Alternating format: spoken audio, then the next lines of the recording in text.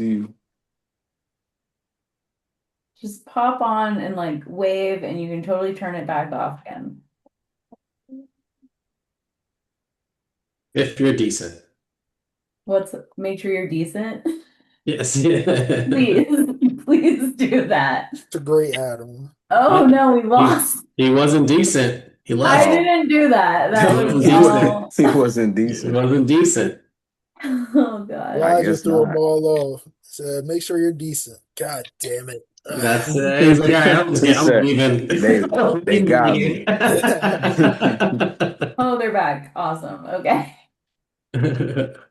Awesome. Okay. If you could pop your camera on, that would be great. Or at least your mic, maybe, and say hello if you can't turn your camera on. Um, and yeah, I mean, let's get it started. And then I've got a discussion for us. I am expecting Gary at some point also. Cool. Kenny, you want to start us off? Yeah, for sure. So, hi everybody. You guys already know me. I'm Kenny, calling from Connecticut. Um, and my company, Atlas Studios, specialty is taking your magic, putting it in the spotlight, and keeping it there, right? And how we do that is through branding, marketing, and development, right? So we work with growth-minded entrepreneurs looking to either improve, grow, or expand what they've already represented, or reinvent themselves in a way that the public hasn't seen yet. So if you're looking for strategic advice, or digital implementation, if you can imagine it, we'll do the rest. Love it. And we're recording and everything's on YouTube, so that's why we're doing the formalities. So people can find us. Who would like to go next? I'll go. Hi, everyone. My name is Elijah Cheeks. I'm the owner of CVR Capital. We help business owners get six figures in funding in 90 days, or we coach them for free until they do. If you're someone that's excited about scaling through acquisition and you don't want to max out your credit cards, drain your 401k, or risk your house, go to ElijahCheeks.com so that way we can do a free discovery call and give you some advice on how to do that. Awesome. Andrew? Yep, I'll go next. Nice to see everybody. For those, well, I guess for YouTube. My name is Andrew Henderson, and I'm a financial professional with Equitable Advisors. And what I do essentially is holistic planning, and so I help people take what they have and make sure that it's working towards their goals in the most tax efficient way possible. Most of the time, what I find is that people have things working for them, maybe haven't visited it in a little while, and so I help people think about what they really want and get there in the most efficient way possible. And I'm in the Chicago area. Welcome back. Hariharan, you want to go? Did I get that even remotely close? And thank you for popping on the camera. Hey, hi everyone. My name is Hariharan. So I am a co-founder of a company called Lehire. So we are a AI first company to build cutting edge solutions for enterprise solutions as well. But also we do have a series of product lineups. We work in products like HR management systems with AI native layer, and also we build our own EHR systems for medical purposes as well, which is uses of agents where nurses, physicians can get most out of it, where they can stop like interacting with the system most of the time and make the caring time like most out of it. So that's what we do. Like we build a cutting edge software technologies for enterprises. Yeah. You're breaking up a little bit, just to let you know, but drop your links in the chat too, please. Sure. Um, Yeah. what's that? Sorry for that, but yeah, I'm traveling. So Oh, you're okay. I'm glad to have you here. Nate? What's up, everybody? My name is Nate DuBois, and I'm the founder of Legend Initiative. We shape perception and turn brands into legends. So, if you want to transcend culture, we're the team you work with. So good. I'm like gonna write it down so I can get it. Abigail, your host, full charge remote CFO and founder of the Business Kickstart Accelerator, an online community for startup entrepreneurs. Um, Discussion topic in June has been setback to set up, and I wanted to talk about setback to integration this week. So, how are you integrating your setback into your acceleration? If you've got examples, that's cool. If you've got practices, that's even better. I have an example. I have two that happened in the last 3 years. So one setback, I had a partner who was also one of my students, and we help people sometimes with getting their credit repaired. And this guy was pissed because his credit was not repaired. And he spent $10,000 with our team, right? And he was someone that was working with us, but the setback was I lost a partner because he was so angry that he like broke up with me over email, like a 15-year-old girl. And he just would not have a conversation with me.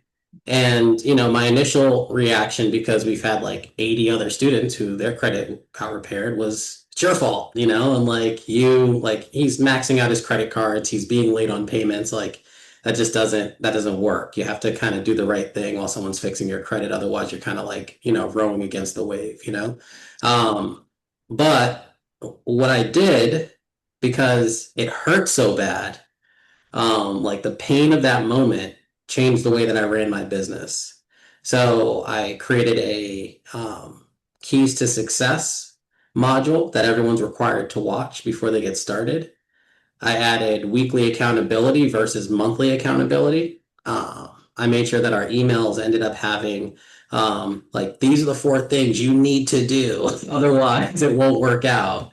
And then I paid another coach who does the same thing that I do to teach me the newer tactics at a higher level. And we started actually improving our business where people get things off of their credit literally in 1 week. And then we were able to use a newer system called the Metro 2 system, which the jargon doesn't matter, but it's just higher level because it speaks in the same systems as the bureaus, and it uses AI to kind of create the letters and things of that sort. And I made a concerted effort to make sure that anyone that gets onboarded when we do our credit has to literally do a meeting with us explaining our how to fix credit video first, because that ensures that they understand the process versus people just yeah us all the time.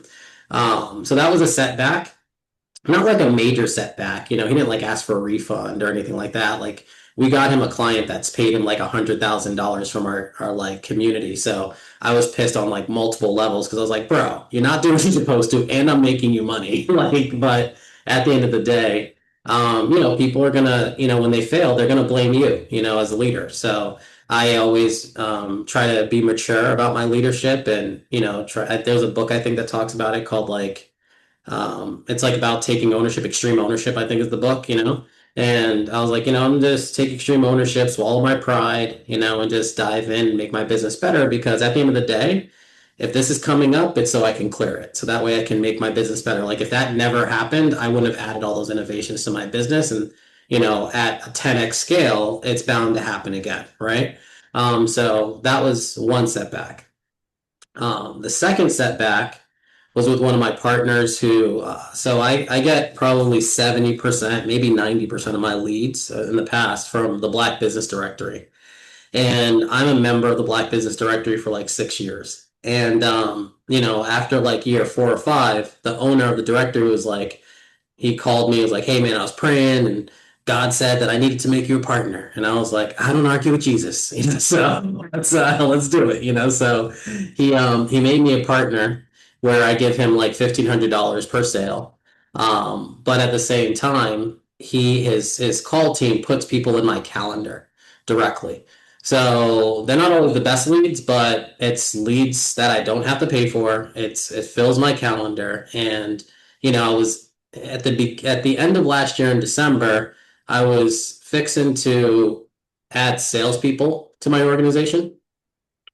And then unfortunately, his dad passed away, the person who runs the Black Business Directory. And his dad was a pastor and he's very religious, so it was very emotional for him. We obviously sent flowers and gave our condolences and just whatever. But since then, like from December all the way till about April this year, no leads from the Black Directory. Like he wasn't doing group meetings, he wasn't setting anything up, and you have to imagine like this is a big portion of how we get incoming business. So we're making money off of our retreats, we're making money off of our renewals, and then I try to retool and turn it into new systems. Hence why I'm here, So I started going to networking events aggressively again, started reaching out to partners, started creating new systems. And I created a couple of systems that allow us to get leads in spite of that partnership, which now is a blessing because the partnership's back on and now the leads are coming like right on time randomly, right? So after I figured it out, yeah, he turned his faucet back on. But one thing that we did was we use this approach. You can go to warmmethod.com. My boy like teaches it to like 8-figure companies. And he teaches how to get referrals from your current clients at a very high level, very sophisticated with like a repeatable sales, like flywheel. This week alone, we got 35 referrals from a meeting in 1 hour, and 11 of them were three-way text or emailed. And if you guys get referrals from your clients, you know that those are like the easiest to close, So, and it cost me nothing financially. I gave away workshops for free as an incentive, but the framing, the tools, the repeatability of it, the flywheel, all of that is a system that we now have in our business to consistently get referrals from our students and consistently get referrals from them, for the people that they refer. So that was one system that came about because of that. The other system that came about was, I think I told y'all that I started paying this team to do LinkedIn outreach. And we've been getting cold leads that feel like warm leads because the AI tool that they use makes it very conversational, goes back and forth with them, and then they get scheduled in my calendar with a human, and all of those things are setbacks that allowed us to, well, that forced us to create systems so that way, because in those moments you kind of it's almost like you dramatize it, or at least I do, where I'm like, oh my God, everyone hates me when this one client does this, or I could lose any partner at any moment, right? Like you kind of dramatize it and make it bigger than it is. But in those moments, I was just like, well, just in case that's the case, how can I bulletproof myself for the situation? And I'm sure there's other examples that I could go back, that were even worse than those, like as I was like maturing in the business that allowed me to kind of create what we have now. I could probably talk for days on all my failures that that we turned into systems, but yeah, those are some that come to mind like immediately because they were, top of mind. Those are really great examples. Kenny. Yeah, so Elijah telling that story kind of reminded me of a client that I had like a couple years back. So the setback here was, I would say, closed-mindedness, right? So this guy and his friend developed a product, right? His co-founder. So what they had built was kind of like an AI call sales agent, right? So if you call up a company, the AI would actually pick up the phone, right? It would have the conversation, right? Schedule a meeting, right? If it had to give you more information. Um, but the problem was that it was very obvious that it was an AI sales call, right? So as soon as you pick up the phone, it would answer, "Hi, this is TJ, your AI sales assistant." Kills it, right? If you had any hope of booking a meeting or even converting whoever was on the other end of that call, the chances just dropped, right? So they scheduled a meeting with us, right, to try to figure out a solution, right, help them position themselves in a way that would differentiate themselves from the other 150 AI sales call agents there are, right? So during the meeting, I was giving him, some like sound advice. Like, first of all, do not have the AI callbot introduce itself as an AI callbot, right? Give it a name, leave it at that, right? And then just give it information from a database, right? From either your website, right? A search engine, connect something to it, right? Integrate it so that it can pull from that database and actually inform them as if they were talking to like yourself, right? And then the second point that I made is that they're charging way too much for it, right? Their price point was, I think, $1,000 or something, right? That's like per month, right? And then extra if you go over a certain amount of minutes, right? Using the AI call bot.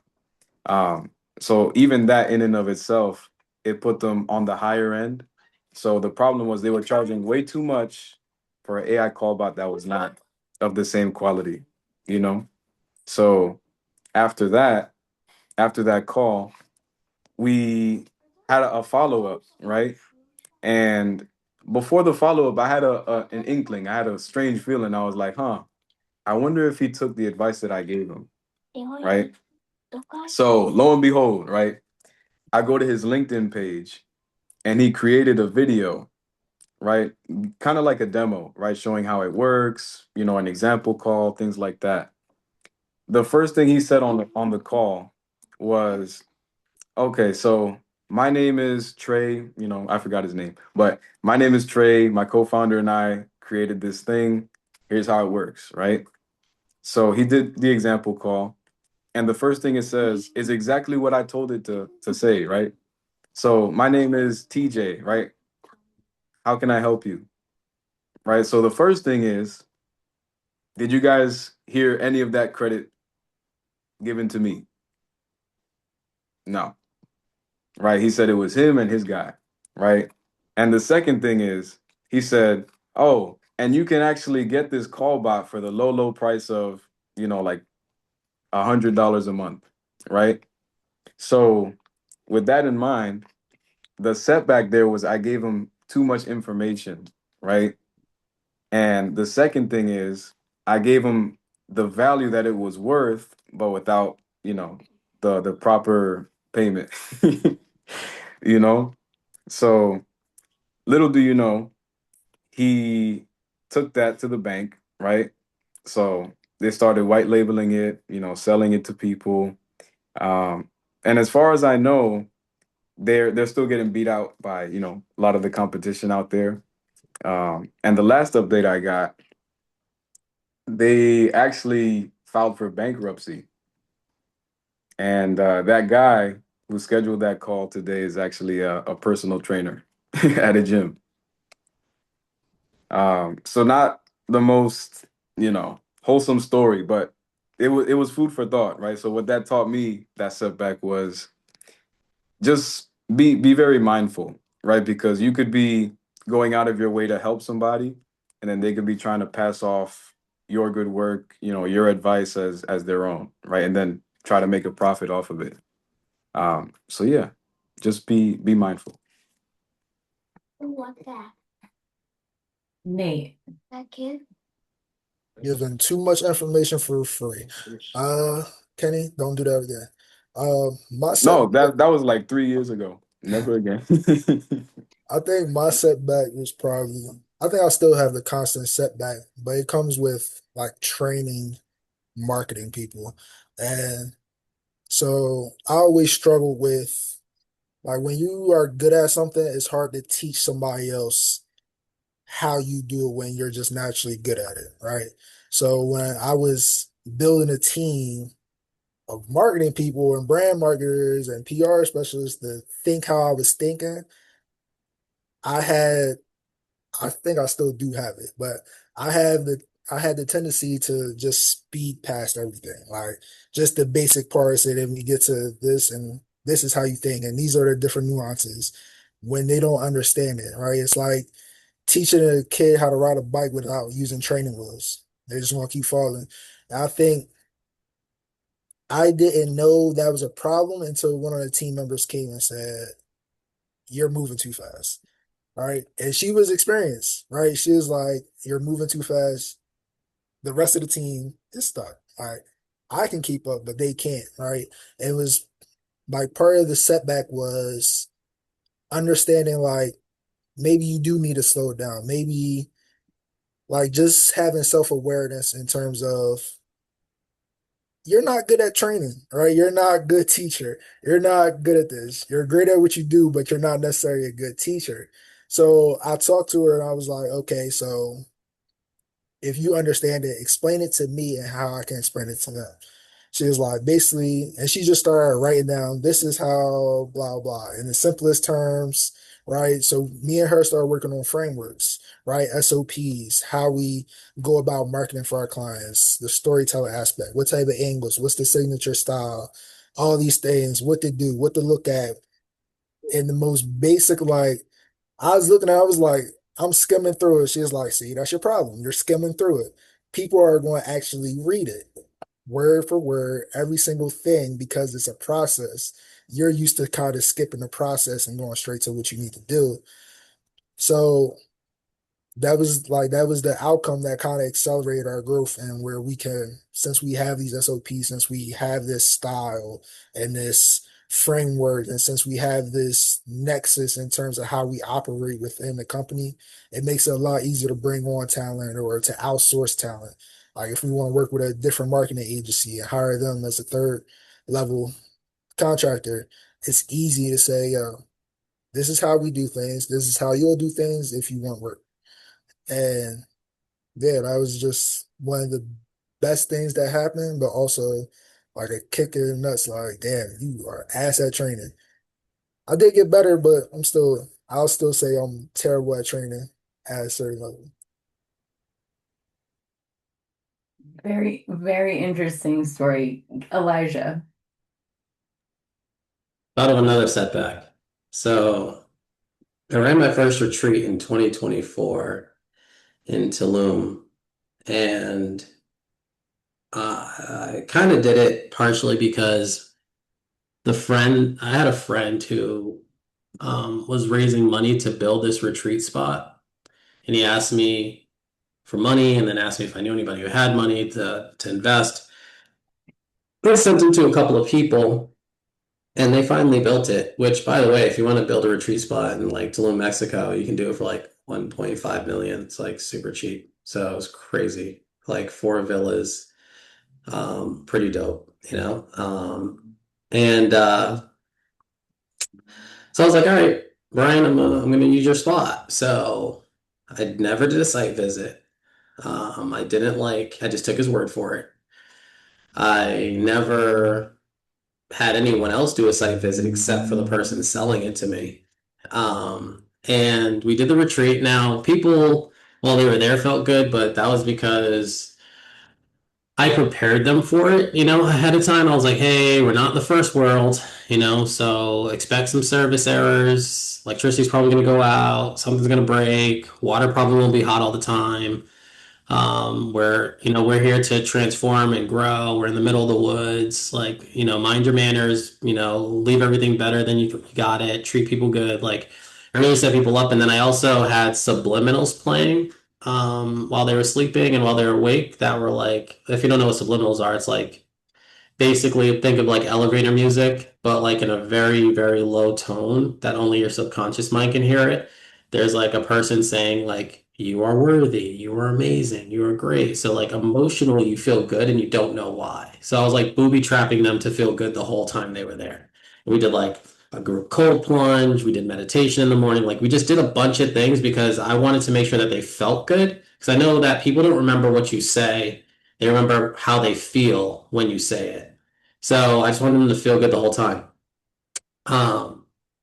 But it was like a 3-day retreat, and it was a lot of talks packed in like back to back. So I guess I had an issue with feeling worthy of running a retreat because it was my first one. So I was like trying to over deliver. and cram as much data as I could into it.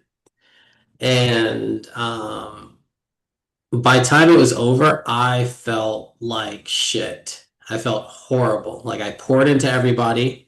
I actually brought someone else who like runs another company to be a speaker, and he had more sales on my retreat than I did, and that pissed me off so much. I was like, this guy's taking my money. How I felt in that moment, my not higher self, right? But like, my ego.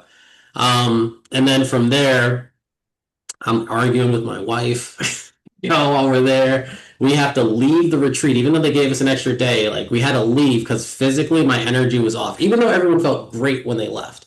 And truth be told, after they left, I still created sales later. So I still recouped the monies or whatever because I had one-on-ones with them and I closed people and people said they were going to buy, but they didn't buy on the spot. So it was mostly my emotions. And then we went to like some other place to try and chill and have myself like wind down. But I was just so wound up and I was so like, oh, I didn't do a good job. This sucked. And just like beating myself up. So that was the setback, right? I was like, I don't know if I'm ever going to do this again. The system to replace that setback, for my next retreat that I just did in Costa Rica, I hired a retreat coordinator. So this retreat coordinator actually went to the site, videoed the site, made sure it matched the vibe of what I wanted, make sure that it had AC everywhere, make sure that it was like actually luxury, because there was little like tarantulas in people's rooms and stuff that wasn't a vibe for an abundance retreat, and made sure that there was staff, like there was a 10-person staff at this place. And also gave me advice about doing the retreat. Like the best thing that she said to me was, if people take time out to go to Costa Rica, as great as your talk is, they just want to see Costa Rica. Like you need to put like free time and space in your agenda.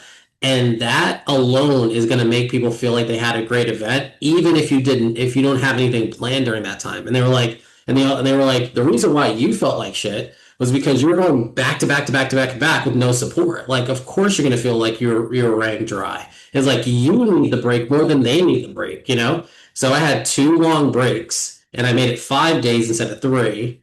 And then on top of that, I added my one-on-ones during the retreat. So at this retreat, we closed 40 grand while we're there, and there's more that's still to come. And it was like a way bigger difference than the other retreat where it was like, I felt like I was, rubbing nickels together and I felt like I overspent and I was like beating myself up. And, this time I felt great. My wife felt great. We were so happy, we felt good because we had space. She was able to get a massage. I was able to get a massage. Like all the little things made a huge difference. Even the way that they fed us was different. Like at the other retreat, we just had like I paid for all the meals, but it was like 3 meals a day. At this retreat, I was like, okay, that's kind of weird. It's like people are eating like they're in jail. It's like you only can eat at this time, So this time we had like smoothies in the morning. We made sure that at every talk they had like pastries and fruit and coffee and tea and water, like just little things that made a big difference. And those things didn't even cost extra money, but it was just something that had to be mentioned. And then having a staff made all the difference. So those are some of the systems that I put in place for like future retreats. We made a digital book and we printed out our books this time. Like everything was prepared a month in advance versus like the week of, So so there's like a lot of little things. And the other thing that was a big difference was the retreat coordinator. I didn't realize how big of a difference it was, but like last time when I was in Tulum, when people were landing, they were calling me. And they were like texting me and there was a person at the like airport with a sign saying CVR Capital in their name, like waiting for them, but they didn't know what to do. So they called me. So this time I had the retreat coordinator like give them instructions before they leave, call them the night before they left, call them when they landed. And she was literally talking to them and I didn't have to talk to anyone, so I got to get centered and I got to get focused and I got to create content while I was there. And I was able to create an entire workshop that I can sell now about the retreat, of all the talks that happened because I had the space and time to do it. So those are all like different systems that were put in place and they only existed because of my setback. So if it wasn't for my first retreat, which was still good and profitable, but it felt shitty, I wouldn't have created a retreat that was not just profitable, felt good, you know? And all of my retreats are going to be like that for now on. Like, I already have retreat coordinators for every retreat we're doing. I'm never doing it alone again. I'm never doing it without staff again. Like, all those things I implemented are going to basically be copy and paste. So that way it's a system and it's easier and I leave feeling good. You so thank you for sharing that. I Mhm. had a similar like customer experience to your like kind of your first retreat. So when I went to Egypt, oh my gosh, it was a mind-blowingly amazing trip. It was back to back to back to back to back. There was no free time. There was not even was there not like we were going from like 6 a.m. to midnight for like 10 straight days. And I mean, Egypt's got a lot to see. The odds of returning, I mean, I want to return, but we were run ragged. Um, so for one, it was uplifting, great community, a lot of great connections. Um, Londa's been on this a couple of times. One of her questions at the end was like, "What can I do better?" And we were like, "We need a break. For sure, we need like some relaxation time." So she definitely integrated that into the Bali trip that I went on. But when I came back, because I was flying so high, like energetically speaking, the community was amazing, constantly going, seeing new things, experiencing like the origins of humanity is like a pretty seriously awesome experience. When I came back, like we had not talked about reintegrating at all, like at all. Um, and every single one of us on that trip came back and had like the shittiest time, like the shittiest reintegration, because you're just like so high and you're like, this is what's available in the world. These connections are amazing. And then having to come home. I mean, I came home and I mean, to be completely transparent, fell right back into a super abusive relationship. My health declined. He ended up like within weeks of returning from this trip, I just didn't know what to do with myself, reverted to old habits that were really poor decisions. And I just didn't know what to do with myself. I mean, the depression lasted quite some time. Um, and to recover from that, I went on another trip with her. I actually, well, did I go to Bali first? I can't remember what I did first. Um, I think I went to Bali again because I booked it on day one of Egypt. And I knew immediately going into that trip, regardless of the amount of free time, that I needed to come back with an anchor. I needed to come back with some sort of ritual or practice that would keep me anchored in that high vibrational state, or at least like bring it to like a reasonably area to manage, so that I didn't come back. Because I talked to a few of the girls. We have Elijah, I've told you we have like the meetups, the virtual meetups, and pretty much all of us had more or less a catastrophic like come down from that trip. So it wasn't just me.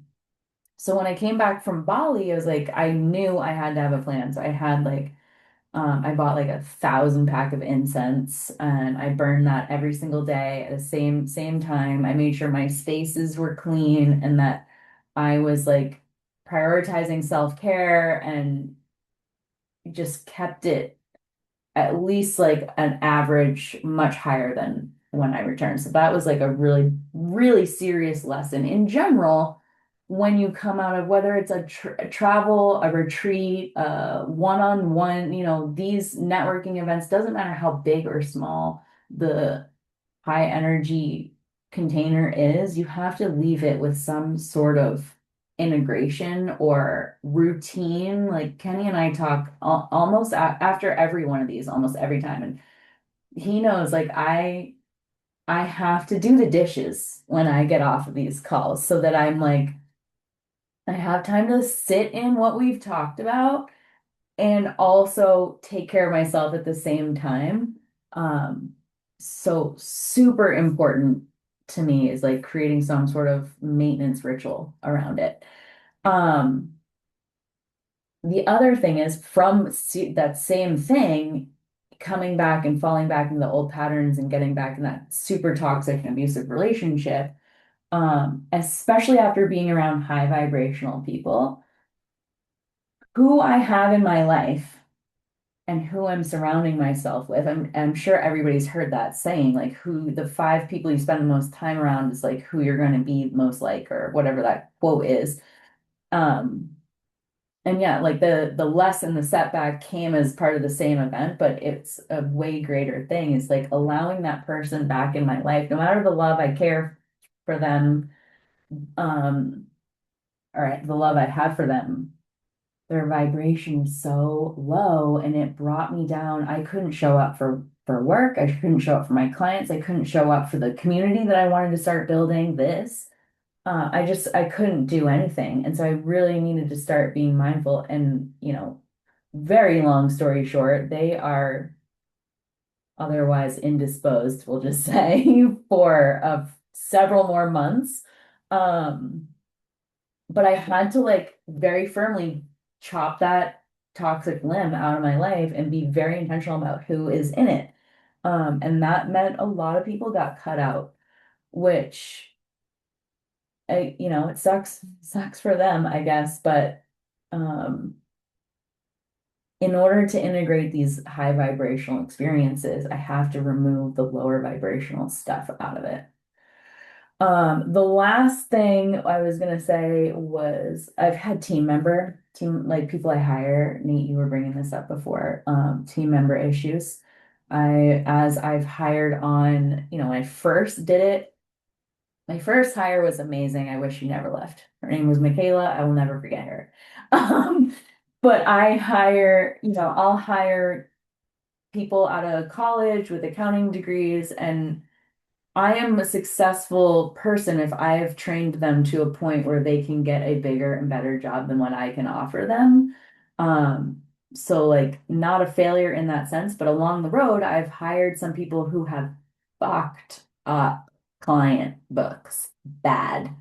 Um, one person in particular, screwed up like 5 years of financial statements and I wasn't monitoring the situation enough. And the client was a CPA, and so they knew what they were looking at.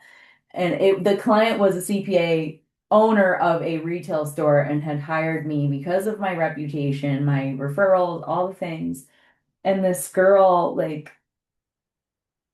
was so new, and I asked her to do like a cleanup job because they weren't maintaining it. Just like any accountant, they're doing their own books is like the lowest priority. But they know what they're looking at. And she had like, so you have chart of accounts. You've got like your cost of goods sold, your office supplies, et cetera, your income stuff. And they had a ton of accounts that were not GAAP, so not generally accepted. And so I was um gonna just make them inactive so that going forward they weren't being used. And it doesn't do anything to historical data. So like if they filed the tax returns with all of these ridiculous account names, like some, I can't even, sometimes people will put the most ridiculous things like paper plates when it could go into restaurant supplies, we'll just say. Um, she merged a bunch, which under normal circumstances in a newer file that's like maybe less than a year old and taxes have never been filed, merging one into the other, so renaming it so they all go to the same place, not a big deal. Um, but in this case, with like 3 years and hundreds of thousands of dollars, them being merged, like you can't really undo that merge. And so now all the historical data is like in the same category and you can't see where it was before. So not good. And it got worse. Like she deleted some items and like however she did it, like made stuff disappear. I was on vacation at the time and it was like my dream client. It was a dream client of mine and I was fucking mortified, humiliated, mortified. I fired her. I had to, because what she did was really so bad. I mean, I had no choice, and it was sad, but it had to happen. But after that, it was like you put certain SOPs in place so things like that can't happen again. So lock the books, so prior years can't be edited. Um, and I am now like, you know, if it's a priority VIP client like that, I will do a lot of that work myself because that was a very like High Times magazine client. Like they were featured in there big time. So it was devastating. Um, so I will handle some of that myself and I will put in locks in place or I will like really beat a dead horse. Like do not do it this way. Um, but for the most part, those sort of things are rare, but it's really about that was rough. I don't know. I had to fire her immediately. Um, anyway, moving along. Andrew. Yeah, well, I kind of wanted to build off one of the things that you had kind of said, thinking about kind of coming back from that trip and then facing a setback and kind of feeling a little bit lost for me. One of the biggest things that I've kind of learned regarding setbacks, is really making sure that you kind of take that as one individual challenge that you're facing and not slide. Like literally thinking about like taking one step down a flight of stairs and using that step that you can push right back off because I've too many times faced a setback and whether it's professionally or personally, I let that setback kind of take over more things, right? So then if it's a professional setback, then things personally start to get affected and I make more mistakes and it can really be like a sliding down the wrong path type of thing. And so making sure to view that as one individual setback is kind of really important. I know that there was a client that similar to what you had just kind of said would have been a really big client for me. Obviously was not fully a client, it was more of a lead at this point, who was interested in working with me. And I got really excited because I was like, oh my god, this could be huge for me. And I started to just put some of my other projects to the side so I could really focus on this one client and invested a little bit more time, resources, kind of like Kenny said, to divulge a little bit more information than I probably should have at the beginning. And, after all that, just kind of got nothing from it. And so, a lot of not only time, but, money, resources, kind of pushed a lot of my other clients to the side. And so created a lot more than that original setback for myself and found a lot harder to recover. And so that was just something I think the biggest obviously a setback, but you learn from it, right? You're not going to divulge too much information in the beginning.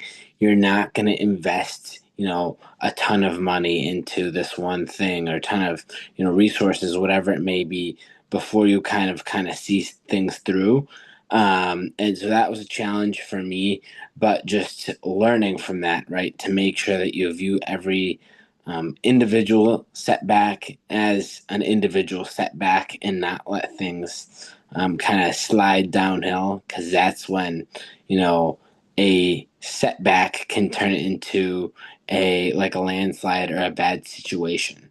And so that was one of the biggest things that I kind of faced, but obviously you've got to go through that to make sure you don't make those mistakes again. Yeah, I have more thoughts on that I'll share in a little bit. Elijah. think we all like pain, but as much we're getting involved here, we're like masochists. But one thing that I am realizing, and I think I knew this, um, but it's great to be reminded that, we only remember or take action on things that affect us emotionally. And, these setbacks, Nate put in the chat that like the setbacks are like some of your best assets for growing your business. And I think a big part of it is like we might hear someone say, oh, don't do this or do it this way or slow to hire, quick to fire, or, like make sure that you train for a long time before you hand things over or whatever the case may be. But until like something bad happens, that's painful. We don't like create a system and put something in place. And Abigail's story about Egypt remind me of some more pain that I experienced from my retreat that helped me create some other systems because I did do retreat follow-ups with people to get their feedback, what they liked and what they didn't, so that way I could make it better, which helped us with our next retreat. And a lot of people said that they wanted more space and time and all those little things and wish it was longer. One of the things that people said was that they wish that they had more time for when we did workshops to write stuff. Cause like I would do like a workshop in 30 minutes and it would be like a workshop to plan your next 12 weeks. So at this retreat, it was like a 2-hour workshop just so that it gave them time to actually plan it out.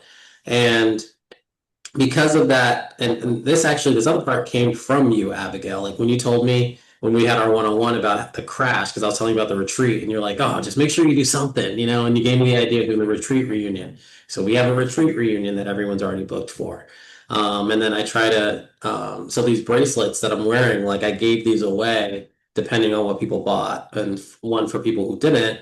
After we did a priming exercise, and then I had them like establish who they wanted to identify as, and then like grab the bracelet so that it could be their anchor to remember that. So they can bring that back with them physically and emotionally to remember that. And it's cool, like doing my masterminds, and I see people wearing the bracelets, because they're trying to be anchored to that moment. The other thing that we did to try and anchor them to that moment was we made mind movies for them while they were there. So Mind Movie is basically a vision board, but it's like a motion picture with a kaleidoscope at the beginning and end and some, music. And it's like pictures of them like super fit or super rich or big bank accounts or like on a yacht or whatever. And I was playing it for them while I was doing their one-on-ones. And I shit you not, they were crying, people were like, this is amazing. And I was like, yeah, you need to watch this every single morning and every single night. That's how it's supposed to work, to get it into your subconscious. And there are people who are watching their mind movies right now. So there's all these little things that we did to make sure that when they landed, it anchored them. And, I try to prepare them that, hey, by the way, you live in Ohio, right? Ohio's not like Costa Rica. So when you get back, what are you going to do to keep the momentum? Who's your accountability buddy? And they were creating accountability buddies while they were there. And they were like, I'm going to stick to my 12-week year plan. I'm going to do this. And then I did a follow-up with the one-on-one. And all of that was with the intention of making sure that they didn't have like a horrible crash, right? Because there were some people that went to my retreat, and when I did my follow-up with them, they were like, I'm never doing that again. Like how they felt when they got back. They're like, my business was in disarray. And because of that, I actually gave them a task list before they left of what to do to make sure your business was on track before you got to Costa Rica. And some people, when they were in Costa Rica, they were like, I never had a staff that would sell without me until this retreat. And I only did it because of this retreat. And we're having sales now only because I said it. So like, it was like the exact opposite effect where their business was getting better just leading up to the retreat, right? So looking at it like from like a 3-point type of way instead of just like an event, like before the retreat is like a setup, during the retreat, setting up for after the retreat, and then after the retreat. And none of those things were in my mind the first time. And it wasn't until I had all these experiences and had some of these conversations that I was like, okay, I got to do this different. And that those are systems now that we have in our program for when we do retreats to, people still got good results from the first one and they had transformation. Like every single person's numbers went up, which was pretty cool. But this time it's like, I can like feel that they not just feel good, but and people bought the next retreat while we were there. So that's another sign that like things were different than the last one. So So yeah, yeah, those are some of the painful moments that that turned into programs, pain into programs, right? So that was good stuff. That's really good stuff. I wrote some of those down. Kenny. All right, so this one is gonna hit a chord with Abigail. I know that for sure. And Um, all of this is, so thank you. so I'm sure Nate remembers too when Abigail and I went down to Texas, right? That trip. So just to give you guys a little context, there were a couple of guests in the group. It was like a year ago at this point, right? Yeah, They're- they're- I started driving because it took me 15 days to get there. yeah, it was insane, right? And their names were RJ and Allie, right? And so RJ and Allie, they seem, very, very cool, very friendly, very outgoing, right? And they joined the group, right? We're talking, we're vibing. And the thing is, it's like, oh, Abigail, like, I'm so glad you brought that up. We got connections for you, right? Like, oh, Kenny, bro, I'm so glad that you brought that up. Like, let's get in touch, right? I might have some people for you to talk to. And so we get invited to this event down in Texas, right? And Abby, you know where it's going. So we touched down, right? We hit the event venue, and as soon as we get there, we were told like, hey, there's gonna be other entrepreneurs there from like various industries. You're gonna be able to network, right? Increase your net worth, things like that. So we get to the event. It turns out it was just like a presentation, right, for their company, right, which is WFG. May I interrupt too? Absolutely. We were also told that they were hosting, they were the hosts, Hmm. and that we had VIP status. Continue. That Yeah. was So marketing swindle? Is that what happened? Like, Swindled. yeah. So with that in mind, right? They're they promised a lot of things, right? But after the first day of the event, right? Because it was 3 days, right? A 3-day event. Mind you, my birthday passed while I was in Texas, right? So on my birthday, I realized, you know what? These people's intentions are not as wholesome as we thought. It went from, hey, we got connections for you guys to no, you should connect with us and our people and join our team, And right? we're And all be the and be one same. of us. Um, so yeah, long story short, the most important lesson that taught me, right? Especially since they proposed a project, right? They wanted me to build like a custom CRM system for them and their team. But no, what they really wanted was for me to be on their team, right? So with that in mind, the most important lesson that experience taught me is do some vetting, right? Do some research, right? Especially when people don't tell you the name of their company, right, in the first meeting. You gotta pry. You always gotta ask, no, like, do you have any information I could look up? You gotta, because again, they proposed this project, right? And they said, we got this big team, right? Our CEO would really love this idea. We've been trying to implement it for a long time. Nah, nah. Just, throwing stuff at the wall, seeing It what's was stuck. like I signed up for Mary Kay when I had first quit drinking, and I have zero regrets about it. However, you were sold by the ladies who are working for the ladies who are working for the ladies with the pink Cadillacs who are working for the lady who's working for Mary Kay. Like Yeah. those people were the ones that were like, we need a CRM for the whole company. Right. Exactly. The ones who are like at the bottom of the chain, right? Saying that, oh no, like, this is our company, right? We founded this. No, no, they did not. I promise you they did not. Um, but God. yeah, that You was the get most to meet important in real lesson. life though. Yeah, And I set a boundary pretty early on in that and I walked out of there. yeah. I went to So the arts district. I went and walked around and filmed some content and made the best of my time in Dallas. right. So the way I took that setback to a setup is one, it was definitely very educational, right? Because I did get to see the inner workings, working with my developers, right? How does a CRM system work, right? How does a ticketing system work? How do you create multi-channel, capacity across different platforms? So yeah, that was very insightful. And I took that information, brought it to the next client. So yeah, you win some, you lose some. Nate. Penny, I ain't gonna lie. The second time you tell that story is funnier than the first time. Uh, but Yeah. what Andrew said made me think of. I don't know if Abigail can relate, but I'm pretty sure Kenny or Elijah can relate. You ever like walking up the steps and you trip just a little bit, and you just try to hurry up and speed up, like you have like you try to play it off with a jog. I feel like, like I don't know if girls do this, but I know that we do. Um, Especially in front of the girl. You slip, you gotta hurry up and Yeah, it happened in front of my girl one time. I acted like I was doing push-ups. yeah. And I was like, "Oh, what? No, I'm just trying to, get a quick workout in." But I feel like business is the same way, right? It's okay. Abigail is dying. I Abigail, have definitely witnessed these types of things go on.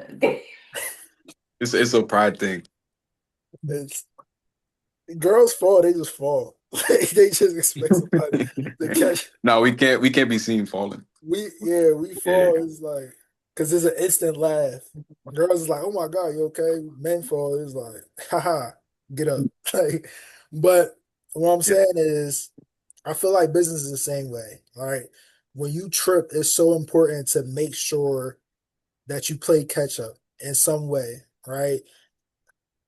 If you have a bad campaign, if you have a bad sale, bad client, whatever it is, I think it just pushes you to kind of start that job, right? No matter what the slip up is, right? You can't just fall down. I think that's what he was alluding to, right? You can't just fall down and stay down like Abigail might have did.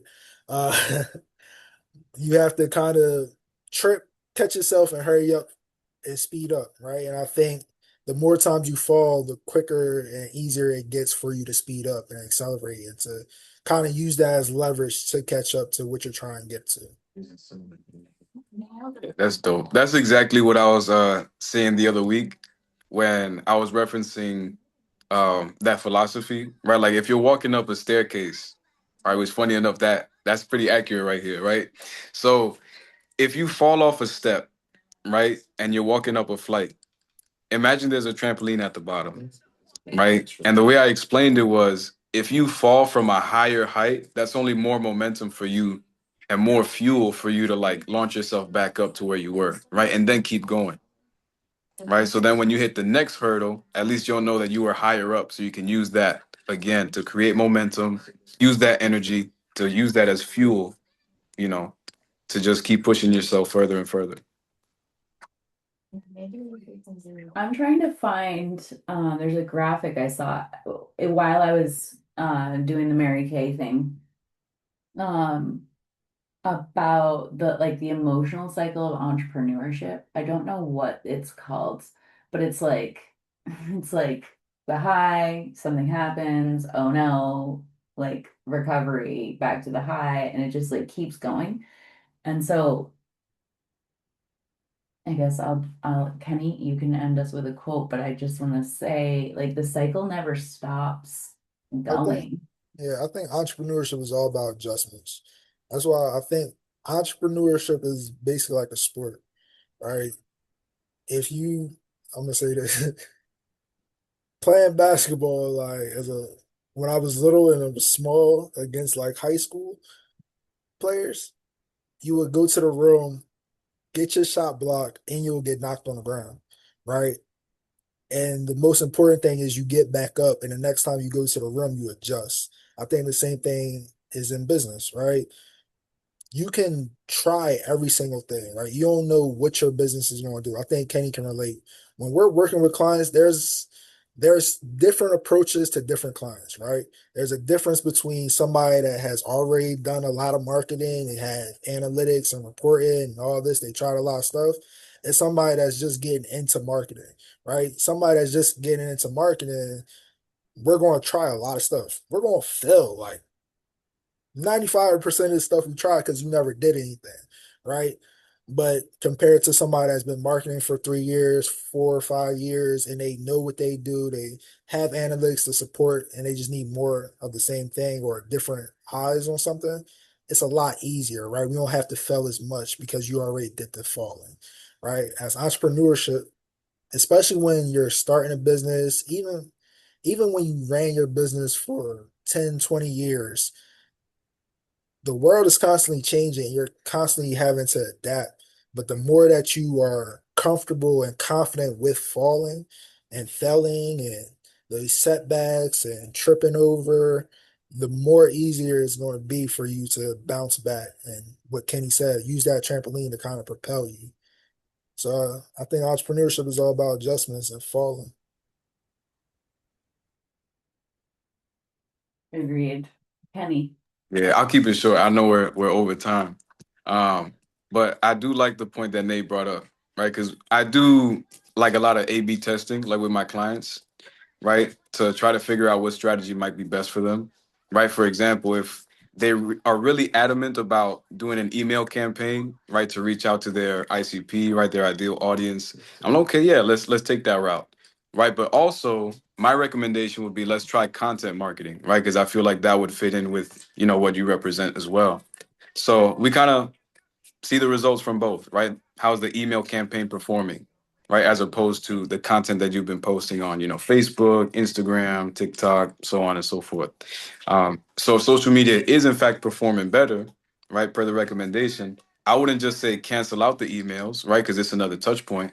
But let's cut back on that a little bit, right? If this is where the majority of your strength is, let's focus on that, right? And then let's build out the next touch point, right? If it's, helping your website convert, right? If you need a funnel to be attached, if you need it to be built, fleshing out your CRM system so you could just keep track of everything, in a more accurate, efficient way. It's just each one kind of builds on the other, right? But it all starts with that, testing one, figuring out the other, because that's trial and error.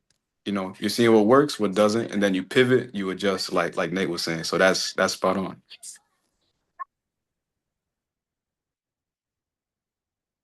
I'm thinking of like basketball because I don't know much about basketball. I played it for like a season when I was 8 years old because my dad is a huge basketball fan and I'm just like very short and not made for basketball. Okay. Like I'm made for picking flowers in the fields. That's my specialty. Okay. Cartwheels and shit like that. But like I did play lacrosse and field hockey and you would always like, do a pivot, dodge, you know, um, when you come up on an opponent, you got to get away. How quick? How quick can you be? Um, that's awesome. This has been great. Do you have a quote for us, Kenny? Yeah, it's about that time. I was about to say.